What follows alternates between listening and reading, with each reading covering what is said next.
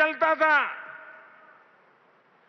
और जिस गति से 90 साल में 30% काम हुआ, तो 100% होते होते 300 साल लग जाते, 200 और लगते।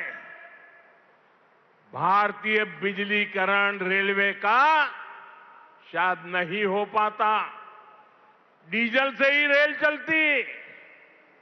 लेकिन बीते 12 वर्षों में भारत के करीब 99% रेल नेटवर्क का बिजलीकरण हो चुका है। हरियाणा में रेल नेटवर्क का 100% बिजलीकरण हो गया है। इस वजह से लड़ाई होने के बावजूद भी, तेल का संकट पैदा होने के बावजूद भी भारत की रेल रुकी नहीं है, भारत की विकास की गाड़ी अटकी नहीं है। ट्रेनें निरंतर चलती रही। साथियों, रेल हो, रोड हो, कनेक्टिविटी का ऐसा काम सुविधा भी देता है और विकास की गति भी कई गुना बढ़ा देता है। आज जिंद जो इतने सारे हाईवे से जुड़ रहा है, अभी इस मंच से भी 3 बड़े प्रोजेक्ट शुरू हुए हैं। दिल्ली, अमृतसर, कटरा एक्सप्रेस वे के हरियाणा वाले हिस्से का लोकार्पण हुआ है। जींद गोहाना नेशनल हाईवे भी राष्ट्र को समर्पित किया गया है। इसके अलावा अंबाला काला आम 4 लेन से भी हरियाणा और हिमाचल दोनों राज्यों के लोगों को बहुत सुविधा होगी। साथियों, अब जींद देश का ऐसा जिला बन गया है जो 5 नेशनल हाईवे से कनेक्टेड है। ऐसी कनेक्टिविटी से यहां के किसानों और पशुपालकों की उपज को बड़ी मंडियों तक पहुंचाना आसान और सस्ता होगा। इससे उद्योगों को बल मिलेगा, पर्यटन को पंख लगेंगे और इससे बड़ी संख्या में नए रोजगार भी बनेंगे। साथियों, आप सभी जानते हैं, अभी मैं कुछ दिन पहले ही इंडोनेशिया, ऑस्ट्रेलिया और न्यूजीलैंड की यात्रा से लौटा हूं। वहां भारत ने अनेक तरह के समझौते किए जिनकी बहुत चर्चा हुई है, लेकिन एक विषय ऐसा है जिस पर उतनी बात नहीं हुई। ये विषय मेरे देश के और विशेषकर हरियाणा के युवाओं से जुड़ा हुआ है और वह विषय है खेलकूद, स्पोर्ट्स। साथियों, ऑस्ट्रेलिया और न्यूजीलैंड में वहां की सरकारों से स्पोर्ट्स को लेकर मेरी व्यापक चर्चा हुई है। इन दोनों देशों के साथ मिलकर आने वाले समय में हम स्पोर्ट्स इंडस्ट्री, खिलाड़ियों की ट्रेनिंग, ऐसे अनेक मामलों में बहुत सारा काम साथ मिलकर करने वाले हैं। इससे हरियाणा के युवाओं को भी बहुत लाभ होगा। साथियों, आज भारत में स्पोर्ट्स को फिटनेस और रोजगार का बड़ा माध्यम बनाया जा रहा है। हमारी सरकार ने नई नेशनल स्पोर्ट्स पॉलिसी, खेलो भारत नीति भी बनाई है। खेलो इंडिया अभियान से लेकर टॉप स्कीम तक आज खिलाड़ियों को अभूतपूर्व सुविधाएं मिल रही है। उन्हें हजारों रुपयों की आर्थिक मदद दी जा रही है। यहां हरियाणा में भी भाजपा सरकार खेल और खिलाड़ियों को बहुत प्रोत्साहन दे रही है। साथियों, आज ये कार्यक्रम भले हाइड्रोजन ट्रेन का है, दूसरी विकास परियोजनाओं का है, लेकिन मैं आज यहां के नौजवानों से एक और बात भी कहने आया हूं। आप सभी जानते हैं, साल 2030 में भारत कॉमनवेल्थ गेम्स को होस्ट करने वाला है। 2036 में ओलंपिक गेम्स भारत में हो, इसके लिए भी हम पूरी तैयारी कर रहे हैं। इसलिए हर खिलाड़ी को जोरदार तैयारी करनी है, पूरा दमखम लगाना है। मैं आपको विश्वास दिलाता हूं कि डबल इंजन की बीजेपी सरकार आपको हर सुविधा देगी। और जो 36 के ओलंपिक को देखना चाहते हैं, आज जो 5 से 12-15 की उम्र के बच्चे हैं ना, हमें उस पर ध्यान केंद्रित करना होगा। और एक बात और भी बता दूं, आने वाले समय में अहमदाबाद में world police and fire games जो होने वाली है, मैं हरियाणा के साथियों से कहूंगा कि आप इसके लिए भी खूब तैयारी कीजिए। मुझे पक्का विश्वास है, हरियाणा के बेटे बेटियां हमेशा की तरह इनमें भी अपना परचम लहराएंगे। साथियों, हरियाणा की डबल इंजन सरकार सबका साथ सबका विकास के मंत्र पर चल रही है। नायब सिंह जी के नेतृत्व में हरियाणा सरकार यहां के नौजवान हो, किसान हो, बहनें बेटियां हो, सबके लिए बेहतरीन काम कर रही है। बिना खर्ची पर्ची के नौकरी देने का जो रास्ता हरियाणा सरकार ने दिखाया है, वो इतना आसान नहीं था, लेकिन ये भाजपा सरकार ने करके दिखाया है। साथियों, यहां के किसानों का हित भी हमारी प्राथमिकता में है। जिंद की मंडी तो हरियाणा की सबसे बड़ी मंडियों में से एक है। डबल इंजन की भाजपा सरकार के कारण हरियाणा के किसानों को बहुत लाभ हो रहा है। पीएम किसान सम्मान निधि से हरियाणा के किसानों को करीब 8,000 करोड़ रुपए मिल चुके हैं। इसमें जिंद के हमारे किसानों को भी 600 करोड़ रुपए से ज्यादा मिल चुके हैं। साथियों, हमारा देश संस्कार और संस्कृति का देश है, और ये क्षेत्र तो इस समृद्ध विरासत का बहुत बड़ा केंद्र है। ये जिंद की धरती है, जहां महाराजा रणजीत सिंह का गौरव भी है और पांडवों की आस्था भी है।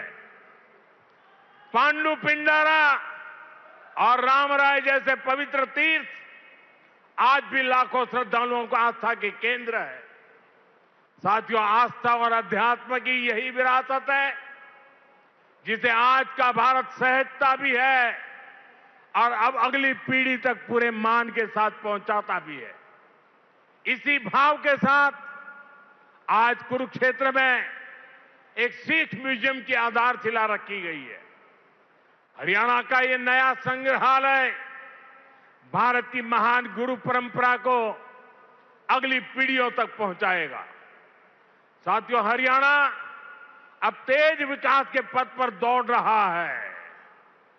खेती हो या फिर उद्योग, ये दो ऐसे पहिए हैं जो हरियाणा को सशक्त कर रहे हैं। आज जिन प्रोजेक्ट्स का शिलान्यास और लोकार्पण हुआ है, उनसे हरियाणा के विकास को और गति मिलेगी और हरियाणा का ये तेज विकास विकसित भारत के सफर को और ऊर्जावान करेगा। इसी शुभकामना के साथ आप सभी को फिर से बहुत बहुत बधाई देता हूं और देशवासियों को भी देश की पहली हाइड्रोजन ट्रेन के लिए अनेक अनेक शुभकामनाएं देता हूं। मेरे साथ बोलिए, भारत माता की। भारत माता की, भारत माता की। बहुत बहुत धन्यवाद।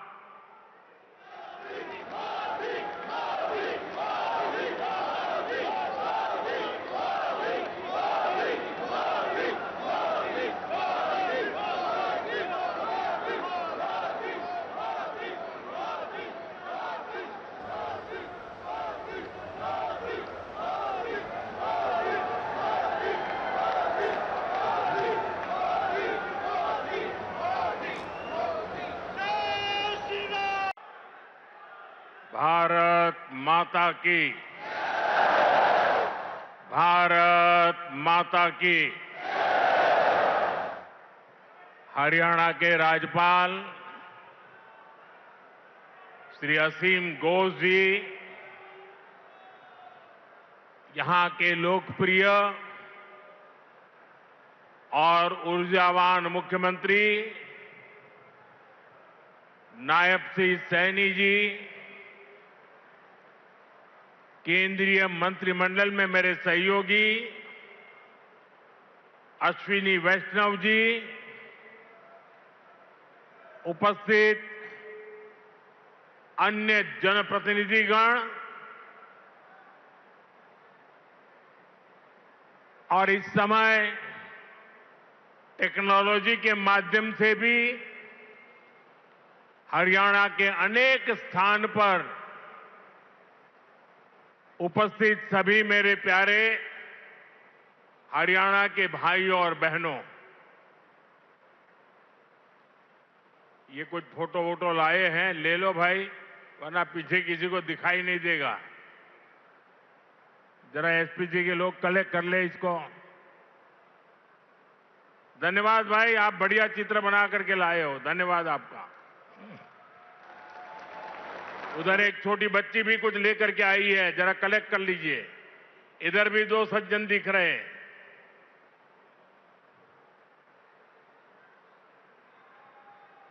और फिर आराम से बैठ जाइए सब लोग। आपके प्यार के लिए, आपकी इस कला साधना के लिए मैं आप सबका धन्यवाद करता हूं जी। साथियों, जिंद की इस गौरवशाली भूमि से आप सभी को मेरी राम राम।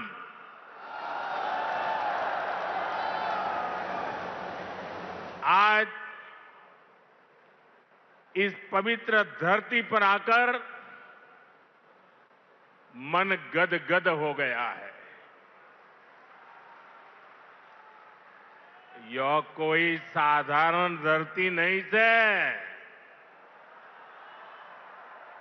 यह धरती इतिहास, वीरता, धर्म और गौरव की धरती से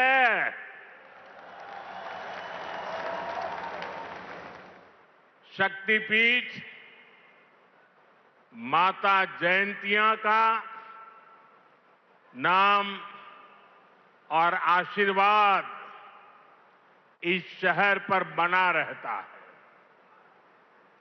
और मेरे लिए तो जिंद आना पुरानी यादों का झरोखा खोलने जैसा है। मैं बैठे बैठे कई चेहरे देख रहा था, पुराने, सारे परिचित चेहरे। बहुत लोग होंगे जो क्लेम करते होंगे कि मैं उनके स्कूटर पर जींद में आया करता था। कई दशक पहले मैं संगठन के काम से पहली बार जींद आया था।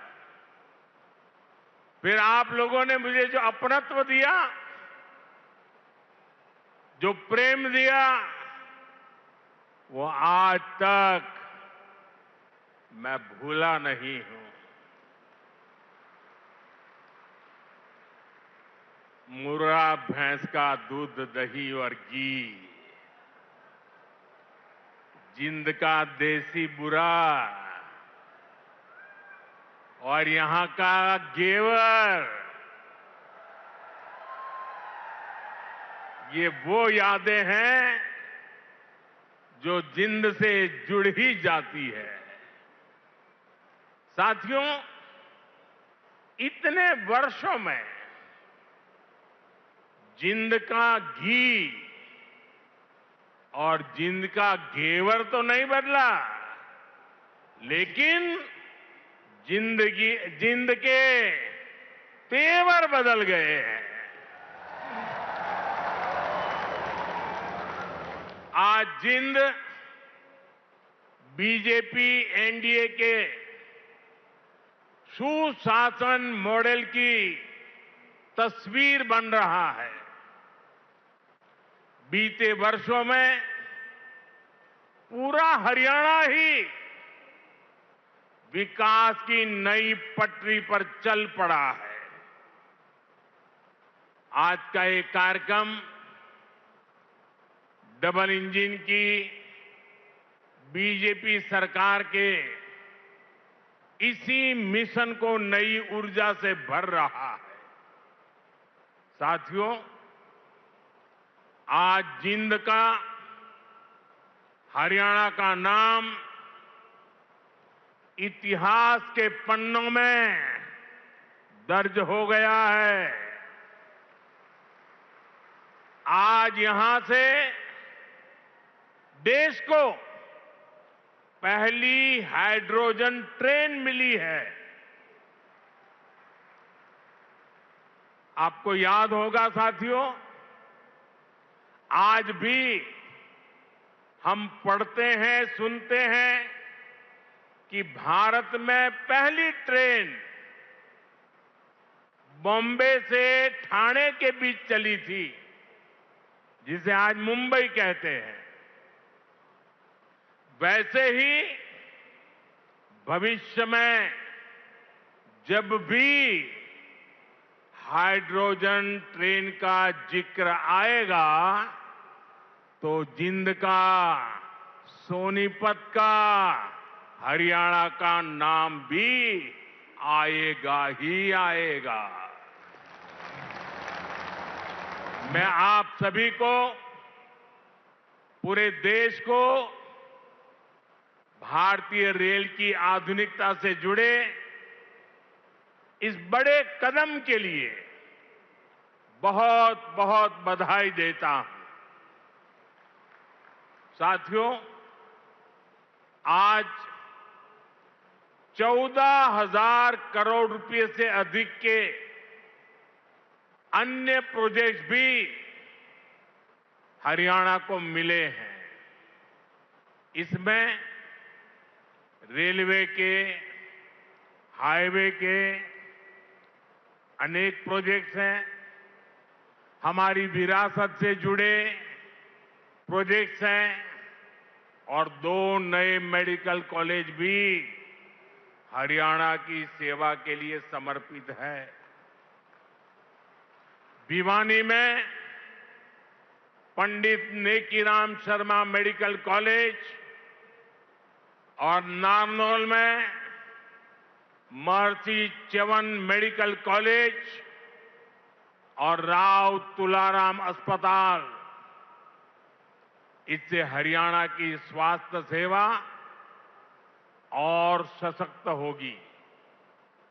साथ ही इस यहां के नौजवानों के लिए डॉक्टर और अन्य मेडिकल प्रोफेशनल्स बनने के नए रास्ते भी बनेंगे। इन सभी प्रोजेक्ट्स के लिए भी हरियाणा के मेरे सभी भाई बहनों को बहुत बहुत बधाई। साथियों, आज जिंद और हरियाणा के लोगों की मैं एक और बात के लिए सराहना करूंगा। स्वच्छता से स्वागत पहल को आपने जिस गंभीरता से लिया है, जिस तरह मेरे आने से पहले यहां के लोग स्वच्छता अभियान में नए सिरे से, नई ऊर्जा से जुटे हैं, वो दिल खुश कर देने वाला है। और मैं देख रहा था पिछले एक सप्ताह से सोशल मीडिया में आपका ये जो सफाई अभियान चल रहा है उसकी भारी चर्चा रही है। लेकिन कुछ लोगों ने ये भी कहा है सोशल मीडिया में, मोदी जी आप बार बार आइए ताकि हमारा जिंद स्वच्छ रहे। जिस महाशय ने ये भाव व्यक्त किया है मैं उनका धन्यवाद करता हूं। लेकिन मैं जिंद वालों से आज कुछ मांगने आया हूं। आप मुझे बताइए, क्या इस सफाई के लिए, ये स्वच्छता के लिए मोदी का आना जरूरी है क्या? अगर जिंद के लोग तय कर लें, हरियाणा के लोग तय कर लें कि अब हम गंदगी नहीं करेंगे, तो जिंद कभी गंदा होगा क्या? हरियाणा में गंदगी आएगी क्या? तो काम एक ही करना है, मोदी के आने की जरूरत नहीं है, सिर्फ आप तय कर लीजिए। स्वच्छता ये हमारा स्वभाव बना देंगे, स्वच्छता ये हमारे संस्कार बना देंगे। हम स्वच्छता को इसी तरह अपनी हर दिन की जिंदगी का हिस्सा बनाएंगे। साथियों, अगर हम रेलवे के इतिहास पर नजर डालें तो पाते हैं कि 19वीं सदी के रेलवे की पहचान स्टीम इंजन से बने थे। 20वीं सदी की पहचान डीजल और बिजली से चलने वाली रेल बनी और अब 21वीं सदी की रेल हाइड्रोजन से चलने वाली है। आज भारतीय रेल ने भी 21वीं सदी की इस टेक्नोलॉजी में एक बड़ा स्टेप लिया है। आज जिंद से सोनीपत के बीच हाइड्रोजन ट्रेन चली है। अभी ये सफर 90 किलोमीटर का है, लेकिन भविष्य में इसका विस्तार होने की बहुत संभावनाएं हैं। हम इस पर रिसर्च करते रहेंगे, लागत कम कैसे हो इसका तरीका ढूंढते रहेंगे, एफिशिएंसी कैसे बढ़े इस पर काम करते रहेंगे और बड़ी जांच पड़ताल करते करते एक के बाद एक कदम उठाते जाएंगे। दुनिया में हाइड्रोजन ट्रेन अभी अभी आई है, करीब 7-8 साल पहले ही अस्तित्व में आई है। अभी दुनिया के 3 या 4 देश ही हैं जिनके पास हाइड्रोजन ट्रेन चलाने का सामर्थ्य है। और जिन देशों में अभी ऐसी हाइड्रोजन ट्रेन भी चल भी रही है, वहां बहुत शुरुआती दौर में है।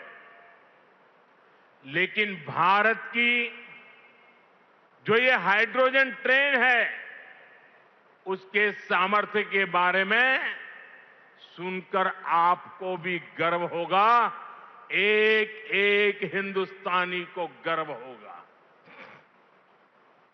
साथियों, जिंद से सोनीपत को चलने वाली हाइड्रोजन ट्रेन दुनिया की सबसे ताकतवर हाइड्रोजन ट्रेन है।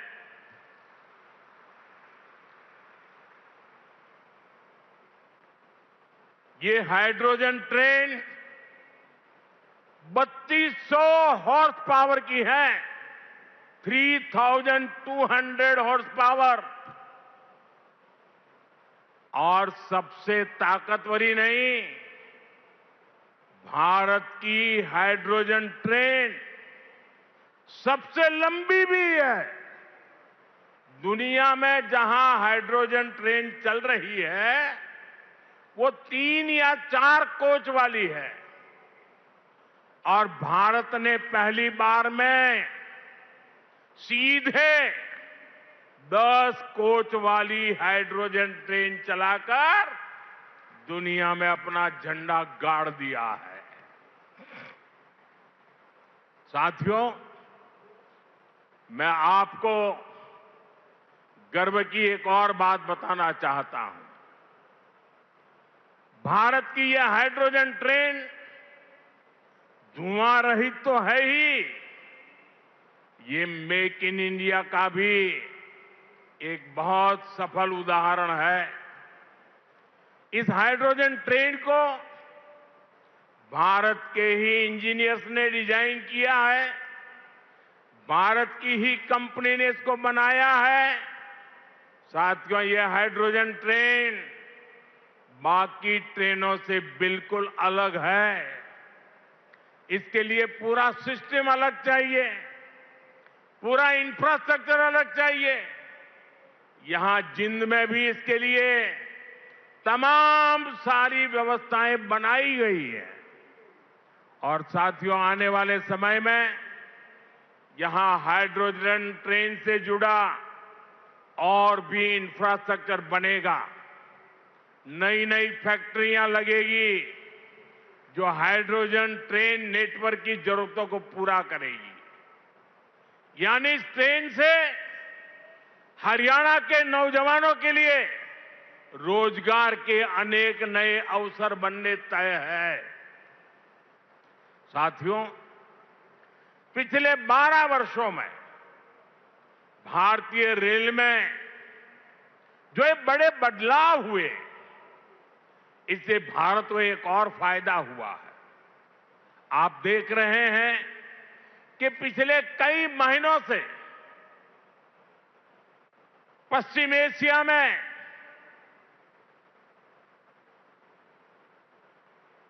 हॉर्मुज के पूरे क्षेत्र में, ईरान और गल्फ में युद्ध चल रहा है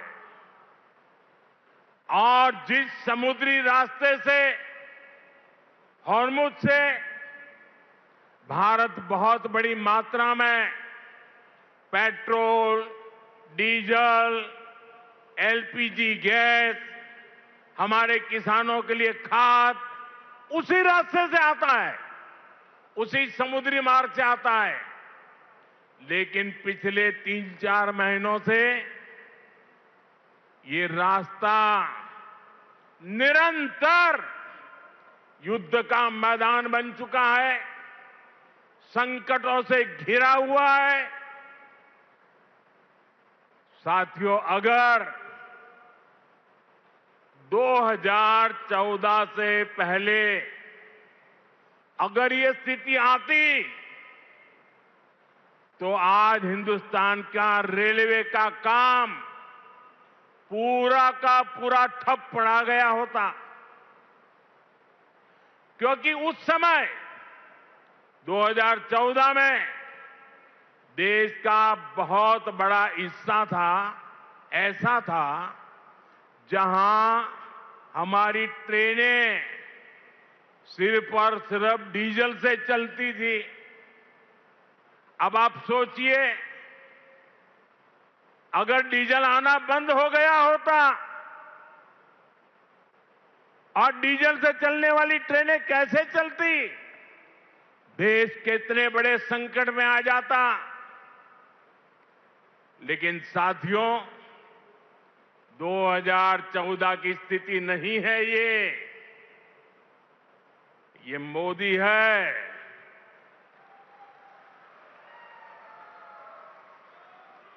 बहुत पहले सोचता भी है और समस्या के समाधान के रास्ते भी जमीन पे उतारता है। आप सोचिए, भारतीय रेल के बिजलीकरण की शुरुआत, ये सुनकर के भी ये चौंक जाएंगे आप लोग। बिजलीकरण की शुरुआत 1925 में हुई थी। यानी करीब 100 साल पहले 1925 से लेकर 2014 तक यानी करीब 90 साल में पूरे देश का जो रेल नेटवर्क था उसका सिर्फ 30%, 30%, एक तिहाई से भी कम रेल नेटवर्क का बिजलीकरण हो पाया था। 70% क्षेत्र डीजल से चलता था। Then like, share and subscribe to Mirror Now.